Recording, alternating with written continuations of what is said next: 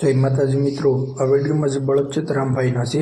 તેમના બળદની જોડ શોખથી મોકલેલ છે. તેમનું ગામ છે ઉદયપુર, તાલુકો જામજોધપુર અને જિલ્લો જામનગર.